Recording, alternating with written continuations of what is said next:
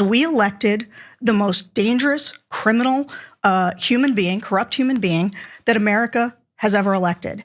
And Kevin, you helped him. Stage 5 Trump derangement syndrome. Yes, I get it. Sure. No one is figuring. Yeah, that's right. I think you guys are bad people who are bad. Yes, are bad for the country. Yes, that's right. Who attacked the Constitution. Stop. Donald Trump. Stop. Yeah, people. Stop. Yes, no, that's right. This is what they do. Because most of our people listening to this are Democrats who are miserable, who are depressed, who cut off the news, who are talking to 3 therapists a day. When Republicans lose, we never say we have to have therapy.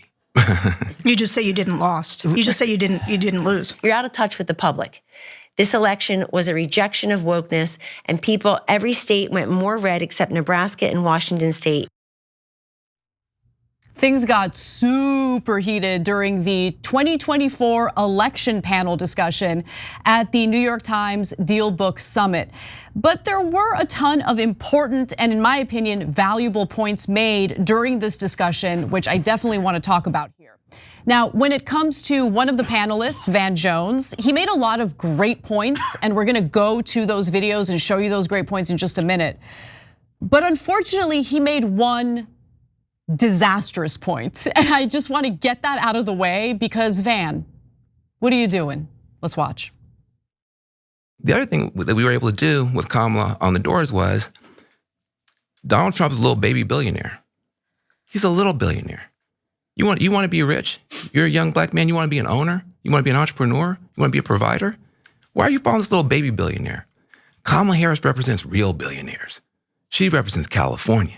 She represents the biggest, hold on a second, the biggest bunch of billionaires in the world. Vote for her and donate to her. And so you begin to link into the aspirations of these young men who don't like what Donald Trump says, but they like what he's been able to do with his life. That was bad. That was really bad. And if you guys caught it in the very beginning, he's referring to what they were messaging while canvassing for Kamala Harris.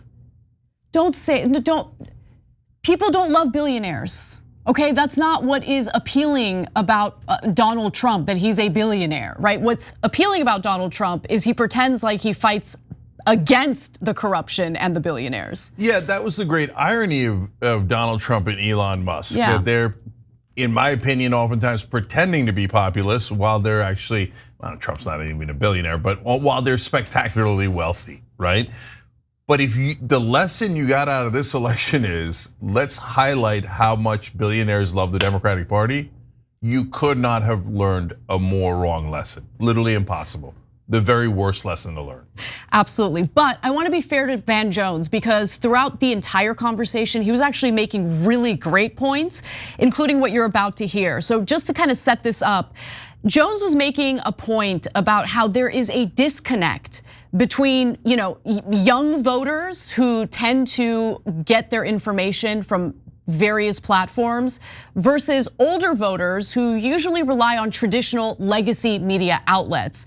And what I love about the clip you're about to watch is the pushback he gets from Alexis McGill Johnson, who is the president from Planned Parenthood. Take a look. I asked I got a teenage son, I asked him, who are the most influential people in the world today? I'm thinking to myself, he's gonna say Barack Obama, Oprah Winfrey, Jay-Z. He says, Kai Cent, Aiden Ross, Jinxie, and Sketch. I don't know who he's talking about. I said, what platforms are you on? He goes, I'm on Twitch, Kick, and Rumble. I said, that sounds like you need to go to the hospital. What are these platforms?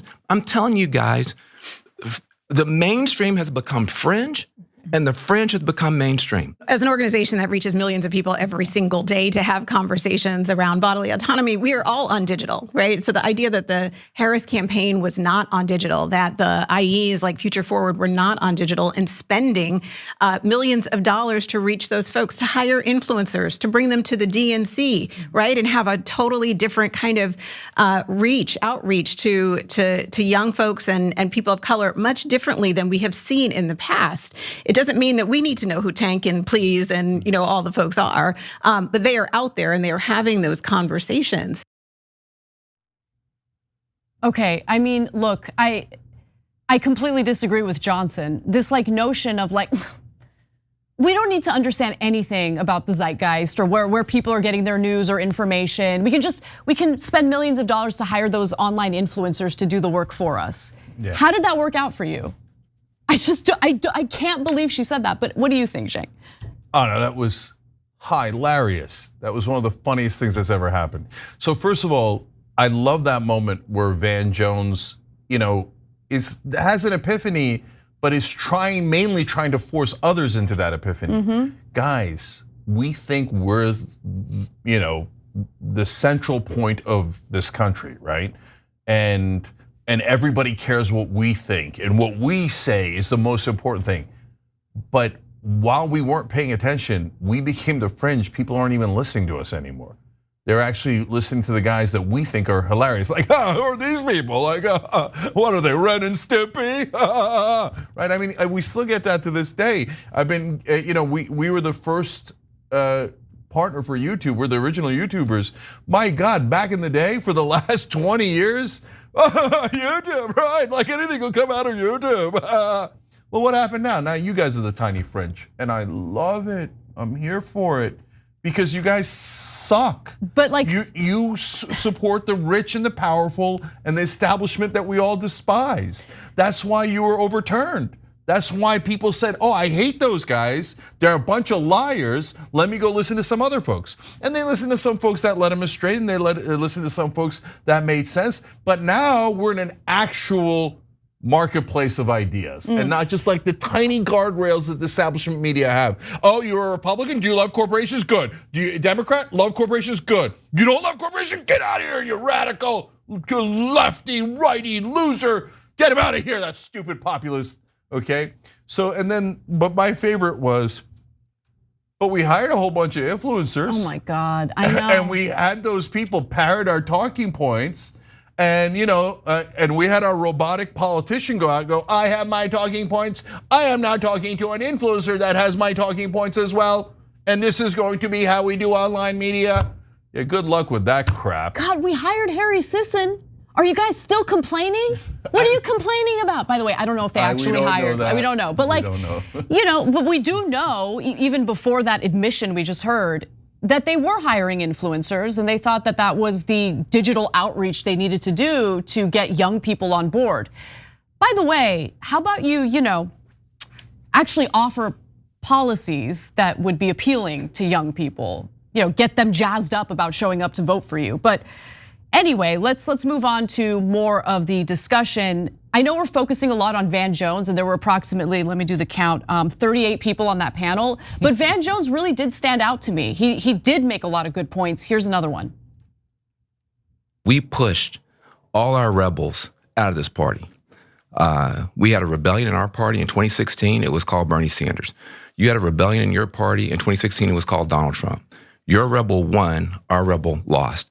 And then since then, the rebels in our party have been pushed out. RFK was a rebel inside of our party. He wanted to run against Joe Biden fair and square. The DNC wouldn't let him. Pushed him out. You can walk down the list. Don't forget, Elon Musk was a Andrew Yang Democrat 4 years ago. He's out. You can walk down the list. Joe Rogan was very favorable toward Michelle Obama. He was a Bernie guy. He's out. So there's something that's happened in this party where the rebels in this party no longer feel like they have a place. And we've got to be able to talk about that stuff, honestly. I think he makes a really great point. And Donald Trump for the right really is a rebellious figure, especially because he took a party that was really known for its neoconservatism and clowned on it.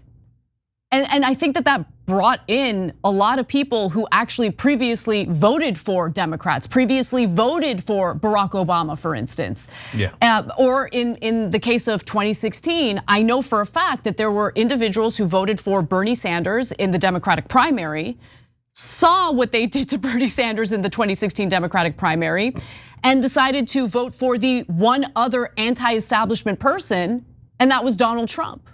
Yeah, so look, a lot of people love to beat up on Van Jones, and there's a reason for that, because he's the only one that actually has different opinions. And he's the one that's closest to a populist. That's why that point about the billionaires was so ironic, right? Totally. But when you have different opinions, sometimes you'll miss like that one, right? And I give a lot of grace to that. Because then his other opinions were terrific, and he's the only one on that panel saying it. So a point about the outsiders is indisputable.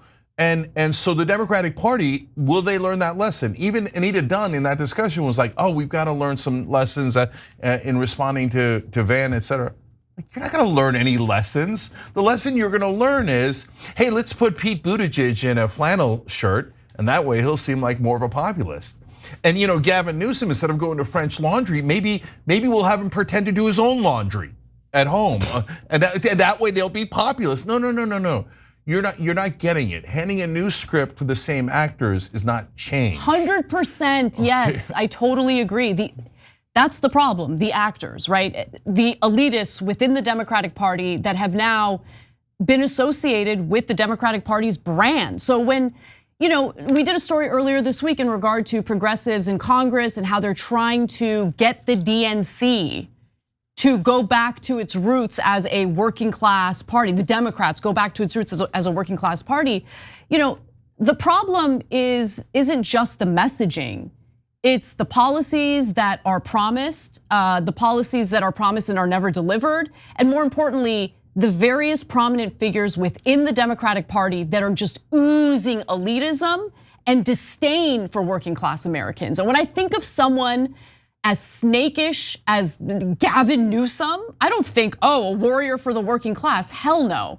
But what do we hear from the Democratic establishment in regard to who the likely candidates will be in the primary for the next election? Right, we hear about Gavin Newsom, Josh Shapiro. I know you kind of like him, I don't. It's just more of the same. Yeah. Look, Josh Shapiro pick is in the context of Kamala Harris as an establishment person. Like, I didn't even consider that she would that it was like, I know Tim Walz was a possibility, but I was shocked that she picked him. Right. So that's when you're forced to fish in the establishment pool. But in a 2028 primary, we're not forced to do that at all. Oh, okay, I get it. So you mean in that particular context? Yeah, of course. Got it. If you remember, I was saying like, hey, Biden has dementia. It's super obvious. We're past the point where a progressive can get in and really do a real run. Right. I said anybody, any functioning human being other than Biden, because it was in that context where it was already too late. But for 2028, it is not at all too late. We need to run as aggressively as we can a populist candidate and never accept any of those establishment actors. But now the main point I wanted to make about, so why would, because nobody in Washington understands this, they say, why would a Bernie Sanders supporter go and support Donald Trump? Their policies are diametrically opposed. And often they are, 80, 90% of the time. Although 10, 20% of the time they're not, as we're seeing now, right? But mainly that's not the reason why at all. So Anna's right about a lot of things that drove people away. So the Democratic establishment they're a bunch of liars. And what's really grating on the nerves is that they're hypocrites, right? So they'll say, oh, we are the moral uprighteous party, okay? We protect the justice system and democracy, right? And like the Republicans stab you from the front, and when the Democrats stab you from the back, it hurts more, and it really drives people crazy. And they are elites. I mean, I was talking to a mainstream media reporter the other day, and I said, look, you folks in mainstream media, you hate the populists, and you have total disdain for us. And he couldn't really disagree, right? Like it'd be absurd to disagree. So if you hate us, I mean, we didn't leave because we care so much about the policies and we're obsessed with the policies. But if you just take normal folks and you go, I hate you, you better get back in line and you better obey. A lot of people are gonna leave because they hate that. That is not a fun thing to deal with. But all of that even pales in comparison to, I think, the number one reason why some folks did that switch. Because with the establishment, there is no hope. So they're never gonna go outside the guardrails. They're never not going to do what the donors want. So if you're populist, I can see how you would get super frustrated and go, look, maybe Trump's a bull in a china shop and maybe he's gonna go the wrong direction 80%, 60% of the time, whatever the number is. But at least there's like a sliver of hope that we're not stuck inside this establishment prison and inside corporate rule that we despise so much. There, I just explained it to you. But of course, don't ever have someone like me on a panel. You might accidentally find out what's real.